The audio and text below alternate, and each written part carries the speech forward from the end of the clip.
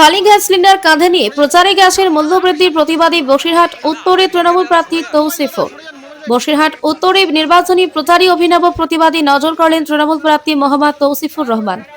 দেশজুড়ে রান্নার গ্যাসের মূল্যবৃদ্ধি ও সরবরাহের সমস্যাকে সামনে রেখে শনিবার খালি গ্যাস সিলিন্ডার কাঁধে তুলে নিয়ে জনসংযোগে নামেন তিনি।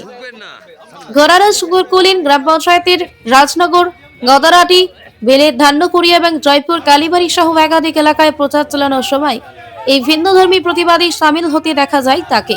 তৌসিফুর রহমান অভিযোগ করেন, কেন্দ্রের বিজেপি সরকারের নীতির জেরে গৃহস্থী রান্নাঘরের চরম সংকট তৈরি হয়েছে। এই পরিস্থিতিকে তিনি রান্নাঘরের উপর আক্রমণ বলে উল্লেখ করেন এবং দাবি করেন বাংলার মহিলারা এর জবাব ভোটে দেবেন। এদিনের প্রচারে তার সঙ্গে উপস্থিত ছিলেন তৃণমূলের বসিরহাট সাংগঠনিক জেলার চেয়ারম্যান সরোজ বন্দ্যোপাধ্যায়, বসিরহাট ২ পঞ্চায়েত সমিতির সভাপতি সৌমেন মণ্ডল, ঘোড়ারাস কলিনগ্রাম গ্রাম পঞ্চায়েতের প্রধান পঞ্চায়েত তথা অঞ্চল সভাপতি রানী মণ্ডল ও প্রাক্তন সদস্য শফিকুল মণ্ডল খোকন সহ একাধিক দলীয় নেতা ও জনপ্রতিনিধি। আগে তো এই দালালরা, জমিনদাররা, এরা যে দিল্লি থেকে আসে এখানে, এরা মানুষের অধিকারে হামলা করেছে।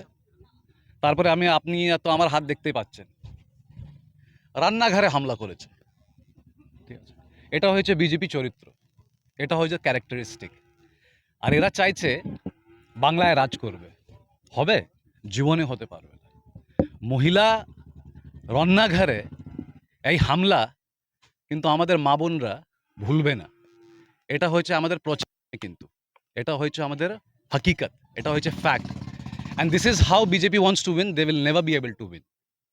This is something which we never expected from such a party যে ক্লেম করে আমরা এই পুরো গোটা ভারতে সবথেকে বড় পার্টি। এরা ক্লেম করে তো, কিন্তু আজকে মহিলারা ঠিক করে রান্না করতে পারছে না। ওরা অধিকারটা ছিনে গেছে, হামলা করেছে। আমরা প্রচার করে লাভ হবে না। আমাদের প্রকল্প, মামাটি মানুষের প্রকল্প বাড়ি বাড়ি পৌঁছে গেছে। আমরা এখানে মানুষের সাথে দেখা করতে এসেছি। আমার সাথে আমার চেয়ারম্যান সরোজ ব্যানার্জি, আমার লিডার সোমেন মণ্ডল। আপনি দেখবেন না আমরা ভোট বলছি কি আমাদেরকে ভোট দেবে, 29 তারিখে ভোট দেবেন না। আমরা এখানে এসেছি লোকদের জন্যে, মানুষের জন্যে, ওদের সাথে দেখা করে চলে যাব।